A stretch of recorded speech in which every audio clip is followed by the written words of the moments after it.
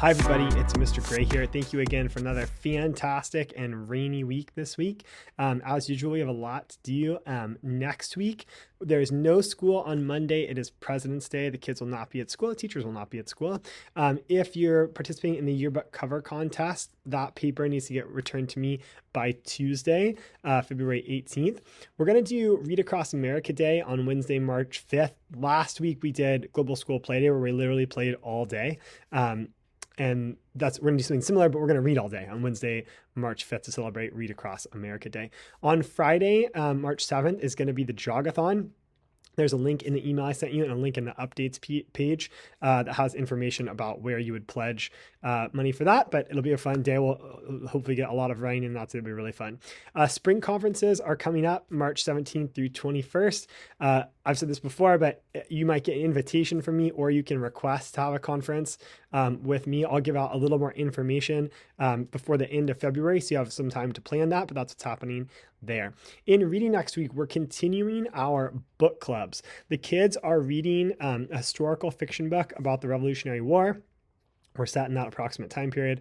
And they are working together to have a book club in the way that you would have a book club simply if you put together a book club.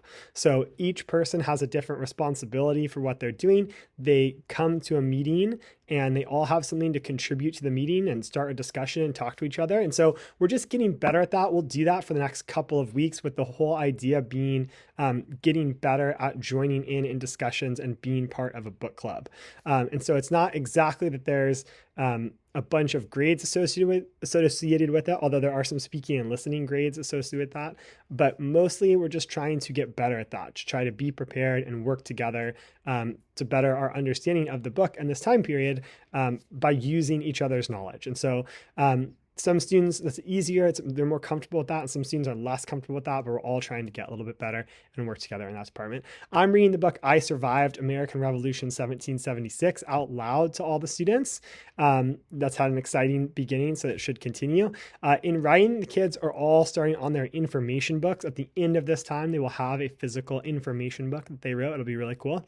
But next week, as they start writing all the different sections of their book, for instance, my book that I'm writing is all about the sport of water polo. So you can imagine there's a section about rules and tactics and positions and training techniques. All those are different, sections of the book. And so I'm now, just like the kids, I'm starting to write each of those sections. And so I'm writing from my own knowledge. I'm getting pictures, I'm drawing things out, and I'm really kind of thinking about all the things I want to talk about. Next week, we're going to start trying to use different text structures and include that in my writing. So perhaps I'll add a section that is comparing and contrasting water polo with basketball, or water polo with soccer, or something like that. In math next week, we're going to continue our unit on measurement and data, and we'll spend the week practicing converting metric units and also time. In social studies, finally, the kids have finished their Road to Revolution timeline. If you haven't seen it, ask your students to show it to you. It is really cool. It took a lot of work and a lot of time for them to put together, but it's this really great little digital portfolio of information about the events leading up to the American Revolution. And so they did a lot of work on that. So definitely ask them to show it to you if you haven't seen it yet. Now we kind of finished with that. As far as our history has gone, the Revolutionary War has kind of started. But we hadn't quite reached the Declaration of Independence. For the next couple of weeks, we're going to focus on the Declaration of Independence itself. It's a pivotal document in American history. And so we're going to take time to analyze it, to really think about it and discuss what it's actually saying.